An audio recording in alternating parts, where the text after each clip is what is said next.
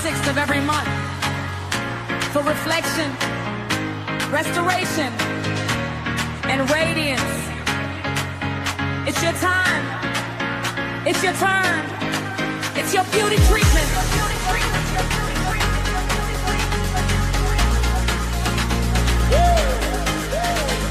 Join us on the 26th of every month. Warrior, warrior, warrior, beauty treatment.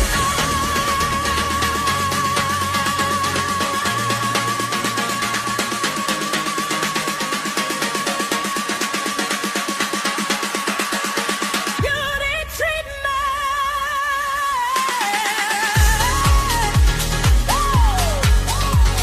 Healing. Hey, welcome to today is February 26, 2026. And this is Why Beauty Treatment, where beauty is not surface, it is stewardship, where crowns are not accessory, they are assignments, where influence is not for display, it is for destiny, where refinement is intentional, where identity restore, and where influence is aligned. We are not here for performance, but we are here for transformation. I welcome every woman and men in this room tonight, every woman watching, every man watching, every woman seeking refinement. Today, we welcome you to 2026 Beauty Treatment. And tonight, we will enter with reverence, not for personality, not for performance, but for purpose. This is a space of alignment, a space of reflection, a space where we examine what the Spirit sit behind our crown. Yeah, we're going to do some examination today, okay? Our topic tonight is beauty that destroys versus beauty that protects. Because beauty is powerful, but power without alignment can be dangerous. Why do you say that? Well, let me give you some history on this queen. There was a queen in scripture, and her name was Athaliah, I think. Athaliah. She ruled Judah for 6 years. Did you all know there was a queen in the lineup of royalty? Yeah, she came from a royal line marked by idolatry. And when her opportunity came to secure the throne, she attempted to eliminate every heir, including her own grandchildren. She believed she had secured her position, but in the quietness of the temple, God preserved one child. But before we move forward, I want to give a little clarity, a little history about the queen named Athaliah. Athaliah was a queen of Judah in the Old Testament. Her story is recorded in 2 Kings 8:11 and 2 Chronicle 22 and 23. She ruled for 6 years and is remembered as the only woman to reign as the sole Marquis, hello, I can't pronounce the word, Marquis in the Judah history. She was the daughter of Ahab and Jezebel. She married into Judah royal line. And when her son died, she attempted to eliminate every royal heir, including her own grandchildren, to secure the throne. I want y'all to think about that, okay? Let's think about that. because some questions gonna come up later. So she believed she had destroyed the covenant line, but God preserved one child hidden in the temple, one promise to protect, one covenant preserve despite the chaos. And tonight, we are not studying Athaliah to judge her. We are studying her to examine ourselves, because beauty without healing can destroy influence. Without alignment can damage. And authority without surrender can become dangerous. But there is another queen named Esther, a queen who protect covenant, a queen who risks herself to save others, a queen whose beauty was aligned with purpose. So, this is beauty treatment. We do not just wear a crown, we steward it, okay? We do not just carry influence, we refined it. Where we do not just seek position, we protect covenant. So tonight, ask yourself, am I guarding position, or am I guarding purpose? Am I competing with destiny, or protecting it? So let's enter in. But before we do that, grab your journal. I need you to grab your journal for real. Paper and pen. Maybe something to drink. Oh, let me say this. Tonight, we doing something special. I want you, if you can, let's take communion together. So grab your bread, the body, in your blood of Jesus tonight. So tag, share, and see you in 60 seconds. Welcome to Hazel Denise House Incorporation and Resource Center, a safe haven where hope is restored, purpose is ignited, and lives are transformed. At HDH, we stand in the gap for young and young adults aging out of the foster care system, providing transitional housing, life skill training, mentoring, spiritual guiding. We nurture more than just needs. We build legacy, identity, and community, one life at a time. Our mission is rooted in love, led by faith, and covered in grace. But we can't do this alone. You can be the reason a young person finds stability, healing, and a future. Support the mission, sow into the transformation. Partner with purpose to donate or get involved. Email at servicehdh@gmail.com. Hazel Denise House Incorporation.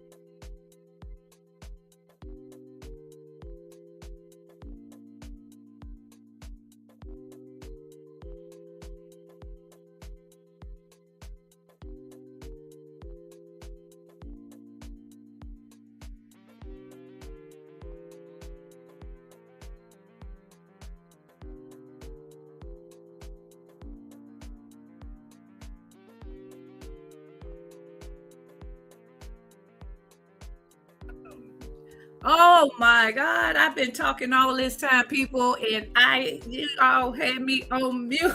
I'm just going away. I am so sorry. So I'm going to start this over again. Okay, let's start this over. Okay, welcome back. So we allowed to have bloopers, right? Oh, yeah, we are. So tonight we are not talking about inner beauty, outer beauty. We are talking about influence. We are talking about power. We are talking about what kind of woman sit behind the crown. There are two types of queens in scripture. One who destroy legacy, one who protect legacy. And the difference was not beauty, the difference was alignment. Okay. Alignment. Okay. God is calling us in alignment with his will. It's some things going on in the earth right now. The power of darkness is increasing. It's always been here, but it's increasing. Okay, let me come back. So the foundation scriptures we are talking about tonight is 2 Kings 11 and Esther 4:14. Say this with me, write this in the comments, repeat this after me. Every woman in this room carry influence. The question is, what are you doing with it? Y'all want me to repeat that again?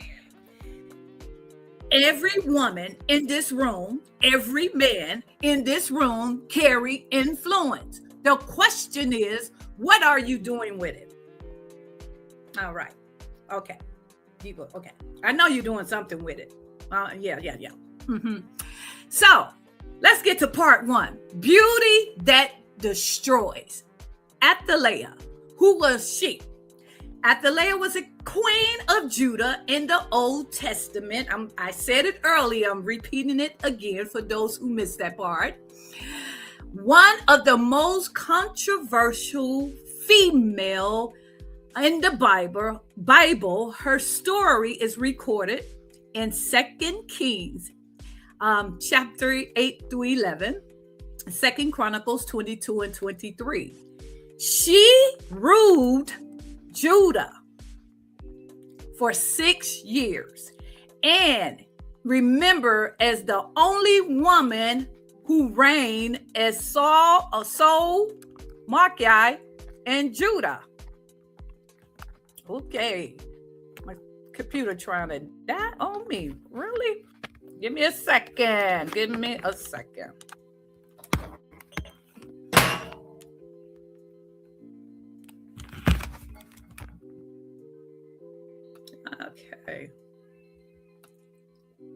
Okay.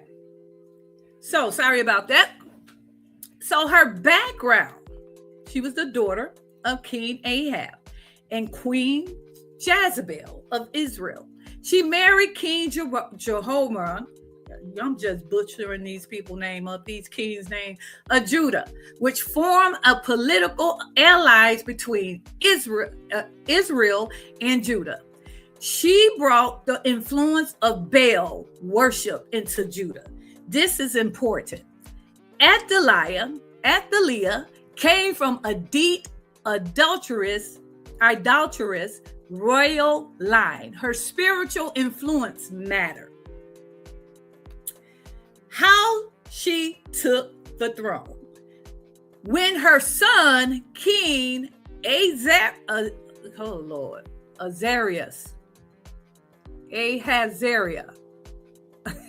of Judah was killed, Athaliah did something shocking. She attempted to kill all the royal heirs, her own grandkids, so she could seize the throne. However, one of the children survived.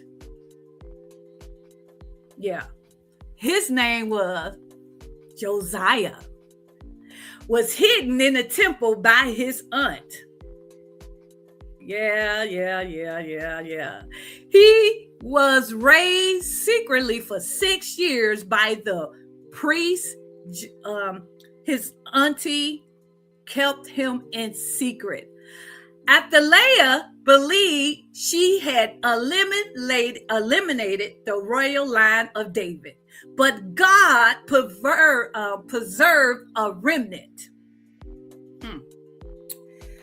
When we talk about Athaliah, we're not just talking about a woman who took a throne.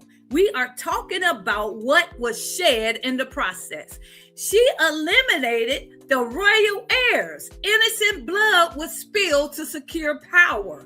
Not a ritual sacrifice, but a positional sacrifice. She sacrificed the future to protect the present. Do you know anybody doing that right now? But Jesus shed blood, not to secure position, but to secure covenant. One blood rooted in fear, the other rooted in redemption. Now, let's talk about her downfall. After 6 years, the priest, the auntie, revealed young Josiah publicly. Josiah was crowned king in the temple. The people, they shouted, "Long live the king." And then Athaliah cried out, "Treason, treason." She was removed and executed outside the temple grounds because they didn't want to do it in the temple because it was in the temple. They had to take her out because the temple is a scarce place. It's a holy place where God dwell in, you know. And y'all want to know why we talking about her? Why she matter? She matter because power without covenant, leadership without alignment, a threat to God's promise to David's bloodline. So let's go a little deeper. God had promised that the Messiah would come through the line of David.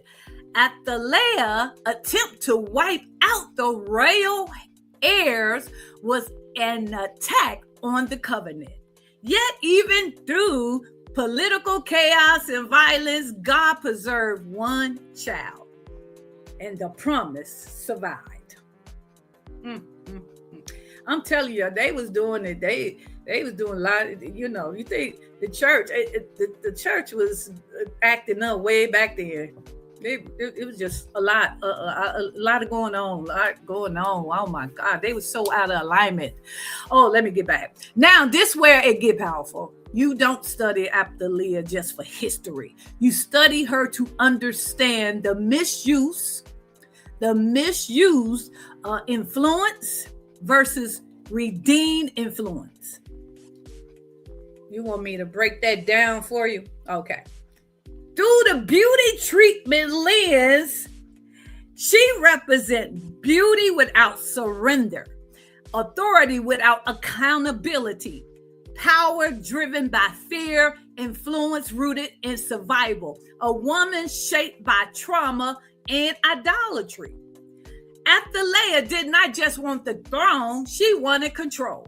And when fear when leadership drove her into fear, destruction followed. She killed her own grandchildren to secure positions. That's not just evil, that's insecurity. This is unhealed beauty. Unhealed beauty. You will go to the extreme for a seat, for power, control, eliminated threat. This is unhealed beauty. I mean, attack legacy, fear being replaced. This is unhealed beauty. She tried to destroy the covenant line of David. But what she didn't understand is this: you cannot destroy what God has preserved. You can't. And I'm gonna bring it up to today's. You cannot destroy what God already preserved. Okay. Now, let's go to part 2 of this. we're going to go back to Esther. Beauty that protect covenant. For those who didn't follow Why Beauty Treatment 2024 through 2025, here is a brief breakdown. Who was Esther? Who was she? Esther was a Jewish woman who became queen of Persia during the reign of King Ahasuerus. Her story is recorded in the book of Esther. She is remembered not for seasoned power, but for using her position to preserve her people. Unlike Athaliah, Esther did not inherit the throne by bloodline violence. She was divinely positioned. Here's her background. Her Hebrew name was Hadassah. She was an orphan raised by her cousin Mordecai. She lived in exile under the Persian rules. She kept her Jewish identity hidden at first. Esther did not come from royalty. She came from a vulnerability. She was not raised in a palace. She was raised in displacement. That mattered. How she took the throne? Esther did not take the throne by force. After Queen Vashti was removed, a royal search began for a new queen. Esther was chosen, underwent a year of preparation, beauty treatment, purification, refinement. She found favor with king. She found king with Haggai. The officials, she just was finding favor everywhere, okay? She became queen, not through manipulation, but through positioning and favor. Later, when her people was threatened with oh Lord. They were about to be wiped out, okay? They was about to be wiped out by a hater. She risked her whole life by approaching the king uninvited, an act that could result in death. You can't go to the king, and I don't care if you is his wife. There's a way to come to the queen, the king, or queen too, if she's ruling. You just can't come to the king any kind of way. Even the King of Kings, the Lord of Lords. We have to posture ourselves to approach a king. But with King Jesus, we are invited anytime. So, Esther's famous words was, if I perish, I perish. And she stepped into influence when it mattered the most. Why she mattered. Courage under pressure, influence surrender to purpose, beauty aligned with covenant, strategy, wisdom, protection of legacy. She could have stayed silent and protected her position. Instead, she protected her people. Where Athaliah, why I keep on calling her Athaliah, attempt to destroy a generation to secure herself. Esther risked herself to save a generation. That is the contrast. What she represents: beauty surrendered to purpose, influence aligned with covenant, authority exercised with wisdom, power rooted in obedience, a woman healed enough to risk herself to others. Esther also had access to the throne, but she did not use it for control. She used it for protection. Athaliah tried to wipe out a generation to secure herself. Esther risked herself to save a generation. That is the difference. Okay?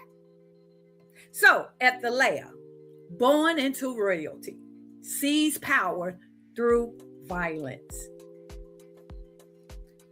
trying to take out her heirs, rooted from insecurity, threatened covenant. Esther, born in exile, positioned through favor, protected her people, ruled from courage, preserved covenant. So, this is the revelation I got. Well, we got two different types of queen, okay, in women.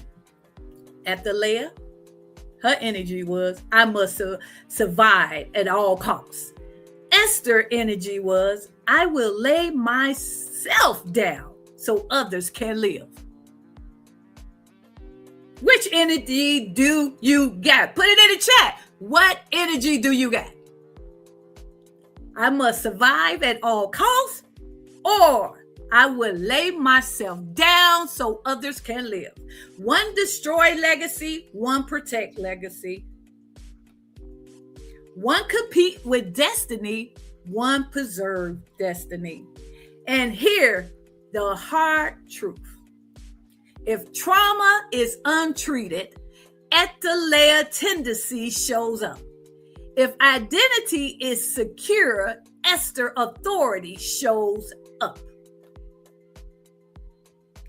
Okay, now let me bring it to today's world, modern day, Athaliah. Okay, let me break this down.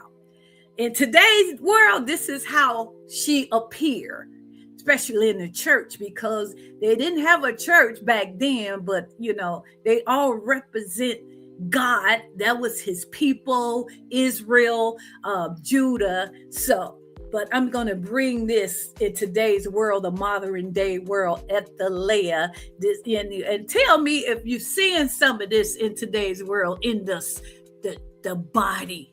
Okay? Securing position at the expense of people. Silencing emerging voices. Competing with the next generation. Leading from insecurity. Protecting image over integrity. Eliminating perceived threats instead of mentoring them. Slandering, gospeling, won't let go the torch, won't pass it. Leadership, survival by control, not by calling. That's what you call that. It fear replacement. It resists transition. Now, if you see some of that going on in today's world, let me know. It's not happening. It's not happening. Do you see in Athaliah's spirit growing in the body of Christ in the four walls? Well, let me talk about the Esthers of today. This is them. They understand timing. They pray before moving. They use access to protect others. They love, they mentor, raising voice. They risk comfort to preserve covenant, build environments of safety, speak life in others, and being your sister or brother keeper.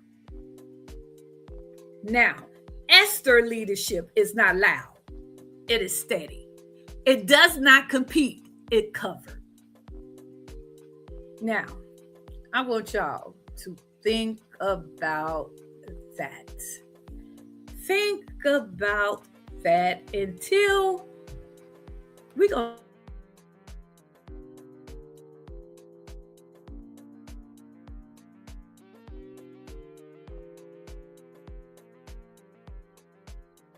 What if your past had a voice and it could finally speak? Let me introduce My Exes by Darrell Denise. It is not just a book, it's a powerful journey of truth, trauma, transformation, from a chaotic conception to surviving rejection and abuse. This is a raw, unfiltered look at life through the eyes of a woman who dared to confront her pain and expose the exes that once defined her. Not an ex-boyfriend, not a past relationship, but the exes that left a mark on her soul. Abuse, depression. But the story doesn't end in brokenness. because in every chapter, God revealed a plan, a purpose, and a promise of redemption.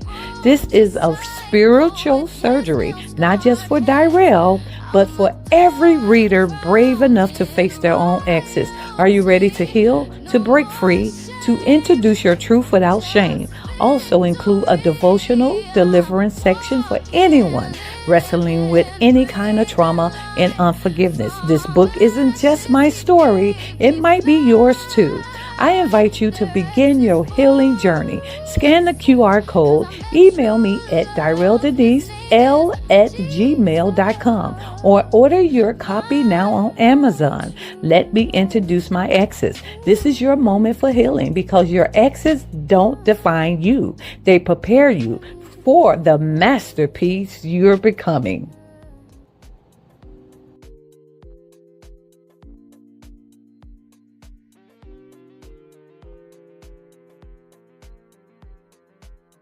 Let me take myself off of mute again. I don't know why it won't unmute me.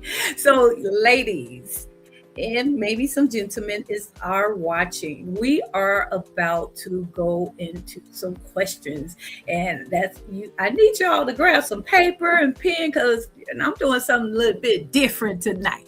Okay, because I am not just teaching about a crown. I'm teaching about character right now. Okay, because character is all over the place in the body, and God selected chosen ones, and we got to get it together so we can go out there and make disciples, build people up, build one another up, but we can't do it broken. Okay. So, Athaliah, life is a warning and a lesson. Influence matter. What you bring into the house spiritually will shape generations. Because I'm not going to go deep into it, but before she came, her father Ahab and Jezebel started this idolatry, and it went on to generations, and that's why the promise Josiah had to be birthed, because he had to tear down all these generation curses in I'm gonna bring it to today in the church. It is some idolatry going on in the church.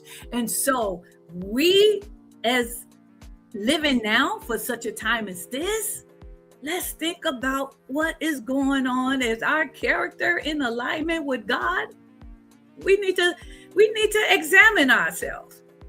Trying to secure power outside of God will never last. God can preserve purpose even when systems collapse.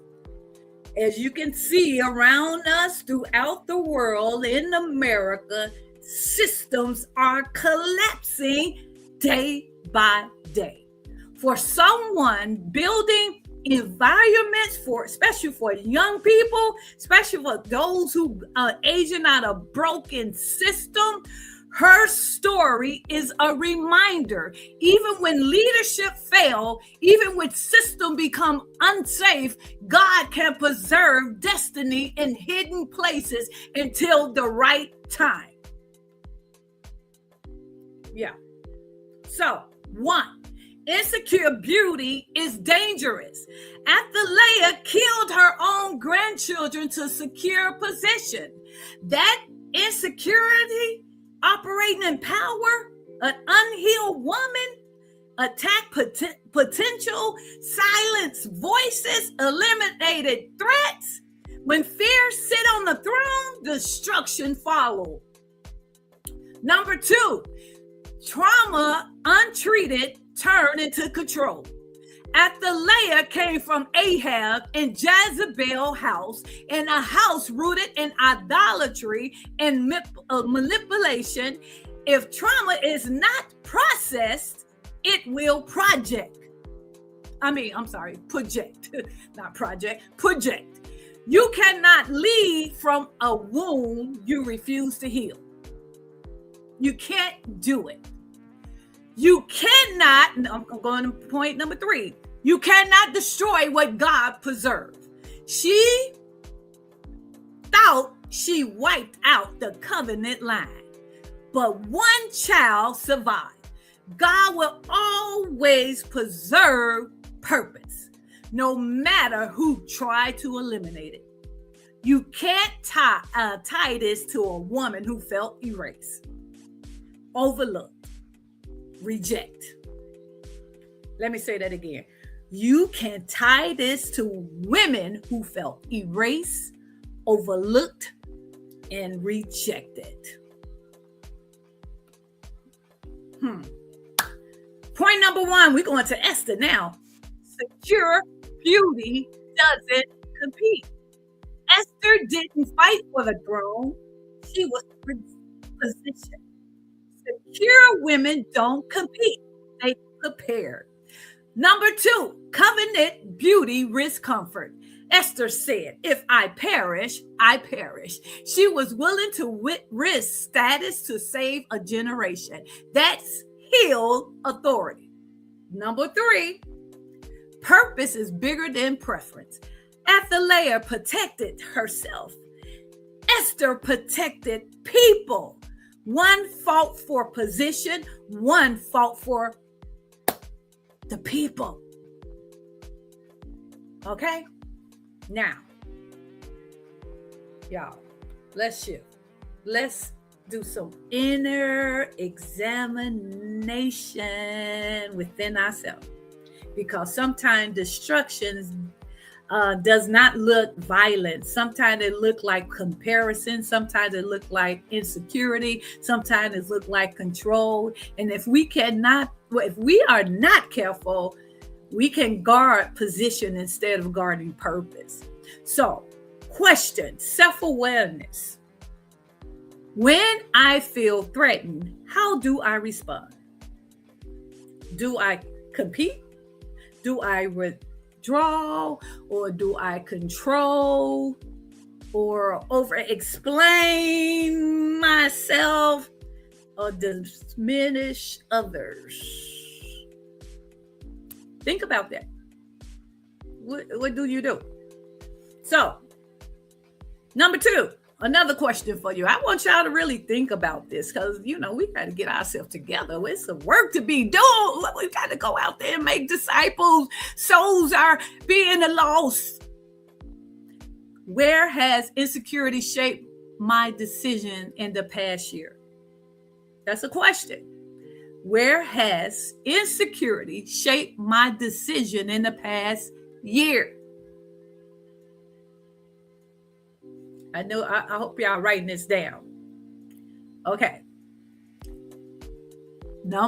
Question number 3. Have I ever guarded position more than purpose in the workplace, ministry, friendship, family roles?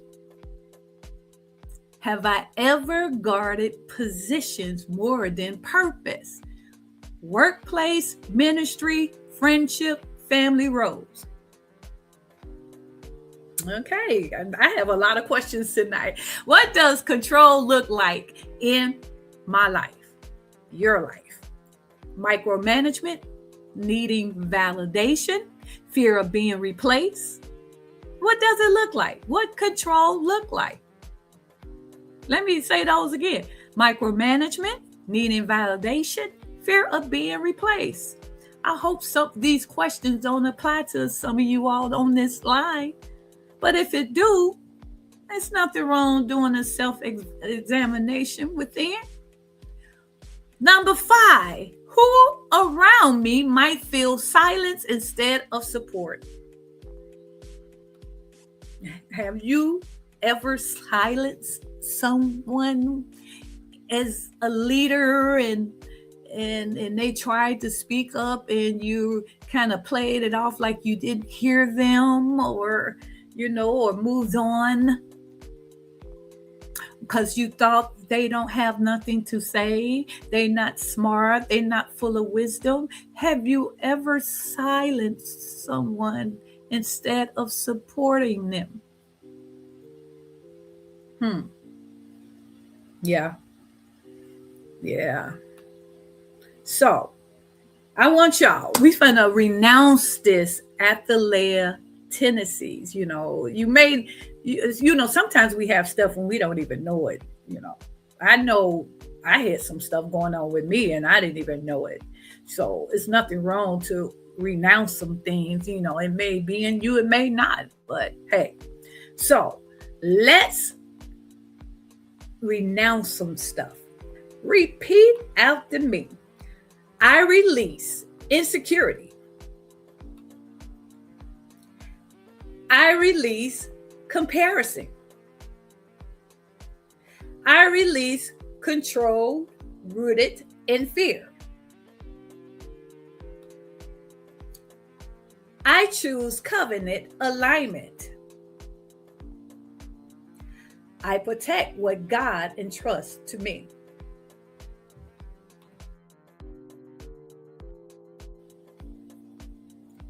So, did you all hear me?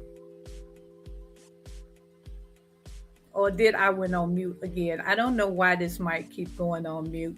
Talk back to me. Oh my goodness. It's keep going on mute.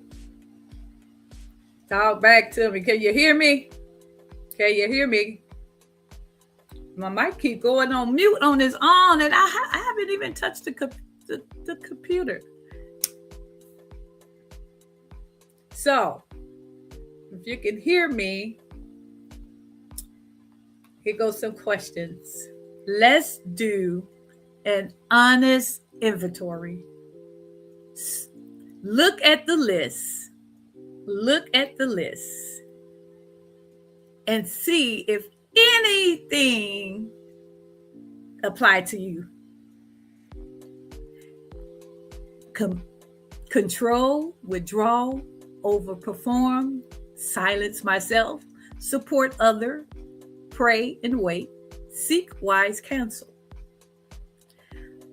Write one recent situation where fear influenced your behavior. If you can see that, write what you think you need to work on. We doing an honest inventory right now. All righty, I'm about to switch. I hope you get it. So, 2026, we're going to do an alignment commitment. In 2026, I commit to protecting my peace, my family, my purpose, my integrity, my mentees, my assignment, my spiritual assignment. Yeah, we about to build some disciples. It's time for us to get in here and do the work. We got an army to build. I hope y'all got that. We got that. Now we go into last question. Write your personal declaration. And it start off, I will no longer blank. I will begin blank. My crown will represent blank. My crown will represent souls being one. My crown will represent restoration, rebuilding, renewing. I'm talking about my crown. My crown will represent love. Yeah. Yes. So I hope you all got these questions because it's time to do some examination within.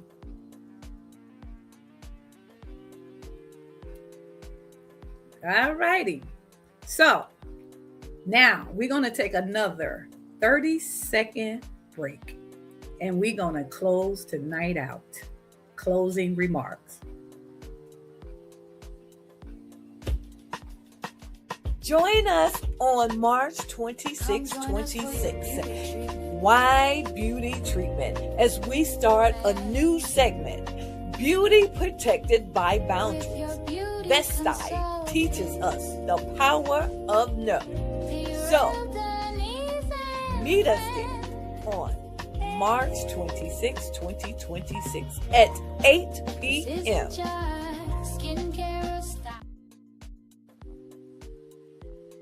Oh, they're going to milk. So, in closing remarks, we're going to do covenant too. We're going to, before I do the closing remarks, let's go into communion. If you got your communion, because we talked about blood shedding tonight, you know, it was a lot of blood shed in David's family, but, you know, and it's a lot of blood being shed in America right now.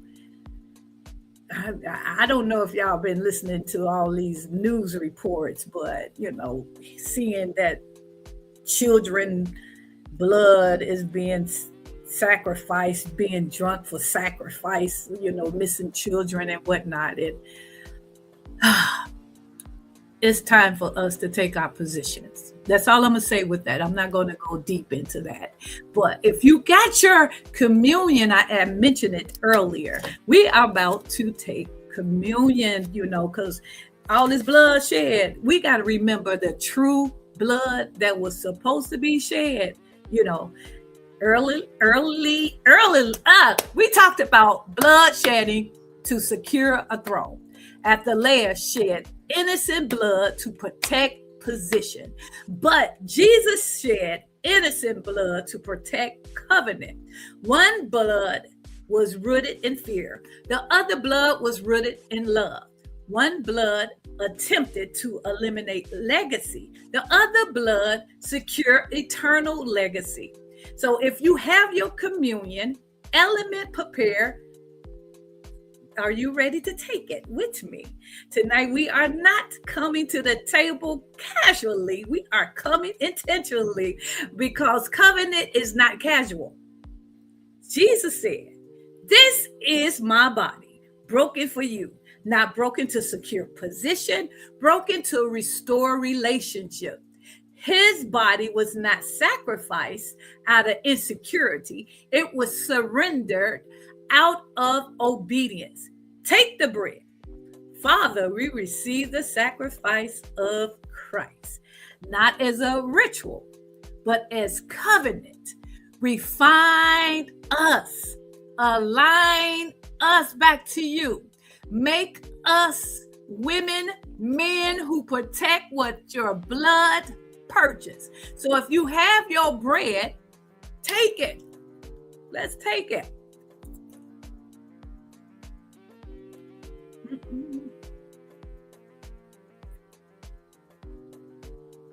Now, the cup.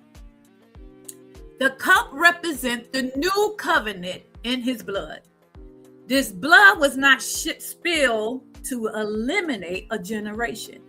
It was spilled to redeem generation. So, I'm lifting up my cup.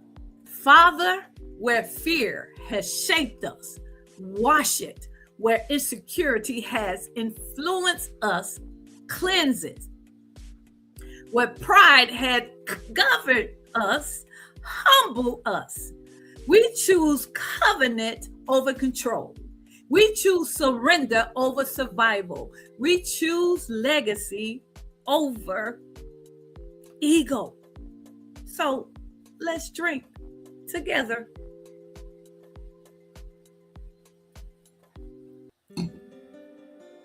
Because of this blood, we do not have to secure our own throne.